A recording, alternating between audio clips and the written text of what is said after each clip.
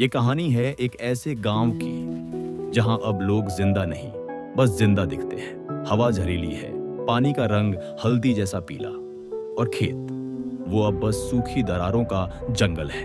हर इंसान एक मास्क के पीछे छुपा है, डर, बीमारी और एक अजीब सी खामोशी के साथ। इस बर्बादी की शुरुआत हुई थी कुछ साल पहले, जब शहर से कुछ बड़े इन्वेस्टर्स आए। वो बोले, हम तुम्हारे गांव में केमिकल प्लांट बनाएंगे, तरक्की लाएंगे। गांव वालों ने मना किया, पर पैसों की भूख कुछ लोगों की जुबान खरीद लाई। प्लांट बना और कुछ ही महीनों में एक खतरनाक वायरस लीक हो गया। लोग एक एक कर गिरने लगे, किसी की सांस रुकती, किसी की आंखें सफेद हो जाती। और फिर एक दिन मेरी छोटी बहन आशा भी चली गई। मैं कुछ नहीं कर सका, बस उसके हाथ थामे रोता रहा जब तक वो ठंडी नहीं हो गई। उसी रात मैंने खुद से वादा किया, अब इस गांव में कोई नहीं मरेगा, इस वायरस को जड़ से खत्म करूंगा। तभी एक बुजुर्ग ने मुझसे कहा, सालों पहले गांव का एक पागल साइंटिस्ट था, दीनानाथ। उसने इस तबाही को पहले ही देख लिया था। उसने गांव के आखिरी छोर पर एक कुएं के नीचे एक मशीन बनाई थी जो पूरे वातावरण को शुद्ध कर सकती थी। मैं उसी रात उस पुराने कुएं तक पहुंचा। चारों ओर सन्नाटा। मैंने टॉर्च जलाया और धीरे धीरे लोहे की पुरानी सीढ़ियों से कुएं के अंदर उतरने लगा। नीचे अंधेरा, धूल और मकड़ी के जाले।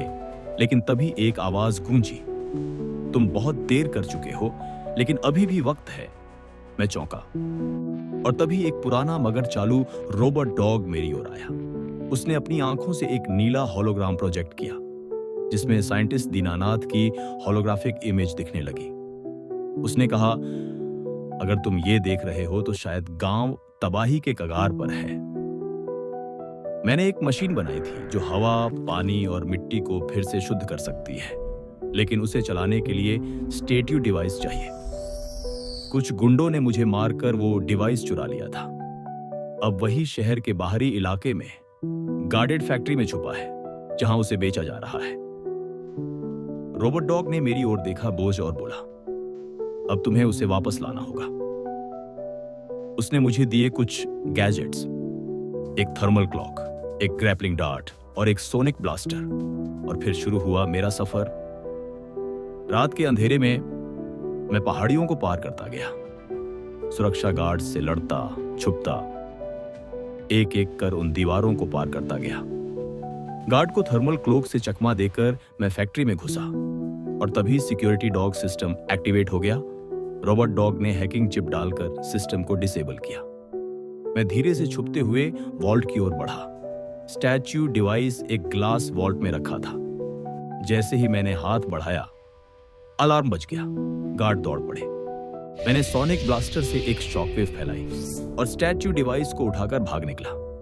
रोबोट डॉग ने खुद को एक फ्लाइंग ड्रोन में बदल लिया और बोला, कूदो जल्दी। मैंने जंप मारा और हम दोनों गांव की ओर उड़ते चले गए। वापसी पर मैंने डिवाइस को मशीन में फिट किया। एक तेज गड़गड़ाहट हुई और मशीन चालू हो गई। धीरे धीरे हवा साफ होने लगी। धरती ने हरियाली ओढ़ ली। पानी का रंग फिर से नीला हो गया और लोग अब मुस्कुरा रहे थे, बिना मास्क, बिना डर। आज मैं अकेला नहीं हूं। मेरे साथ है वो वफादार रोबोट डॉग जो अब सिर्फ एक मशीन नहीं, मेरा सबसे अच्छा दोस्त है। कभी सोचा नहीं था कि बहन की मौत मुझे नायक बना देगी, लेकिन शायद कुछ कहानियां दर्द से ही जन्म लेती हैं। Subscribe to annexure.